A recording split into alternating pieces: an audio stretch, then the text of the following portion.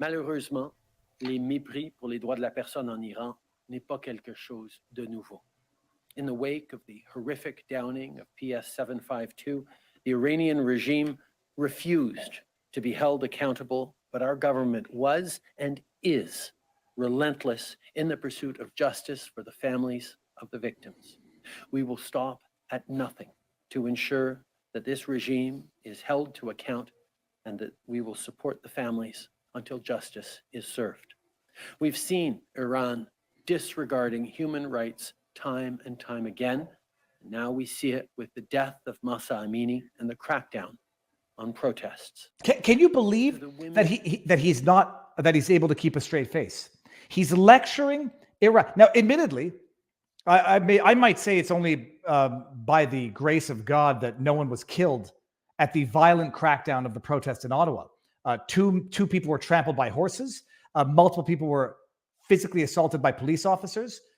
Concussive grenades were detonated, pepper spray. A journalist was shot in the leg point blank with a tear gun canister. But for the grace of God, no protesters got killed when Justin Trudeau violently cracked down on the protest, peaceful protest in Ottawa. Can you believe this guy can sit here or stand there with a straight face and lecture Iran as being a tyrannical regime, which it probably is, violently cracking down on protest, which it is, and committing acts of violence against protesters? Can you imagine he has the audacity to stand there with a straight face and lecture another country, basically for doing exactly what he did, but maybe worse? In Iran, who are protesting, and to those who are supporting you, we stand with you. We stand with you. Where does he get to the part about women? We join our voices, the voices of all Canadians, to the millions of people around the world demanding that the Iranian government listen to their people, end their repression of freedoms and rights. He's demanding that the Iranian government listen to their people when Justin Trudeau, for 3.5 weeks, refused to listen to his people. This is crazy. I feel like I'm taking crazy pills. This is insane. It's madness. I mean, it's enraging. It's gaslighting of the highest order.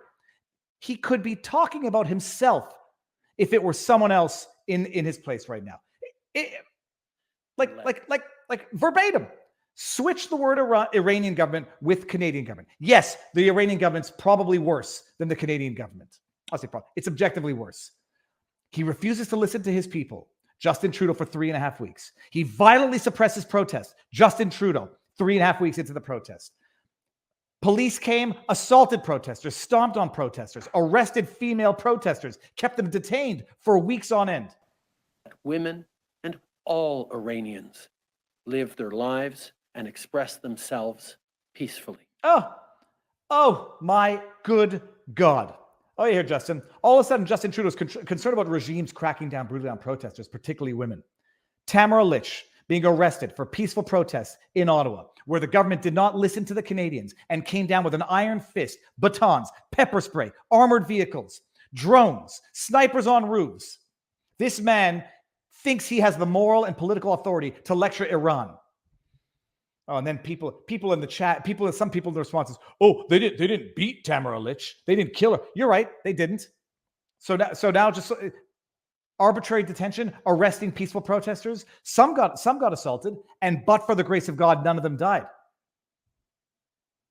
The 80-some-year-old woman who got trampled by a horse could just easily have died. Oh, but they didn't beat Tamara Lich, so it's okay. I mean, then she shouldn't have. They only locked her up for 2.5 weeks on misdemeanor mischief charges. Not misdemeanor, sorry, on mischief charges. Now, here's the trampling of. I think that's the elderly lady. I think there were 2 incidents. Yeah, that's the elderly lady right there in the red.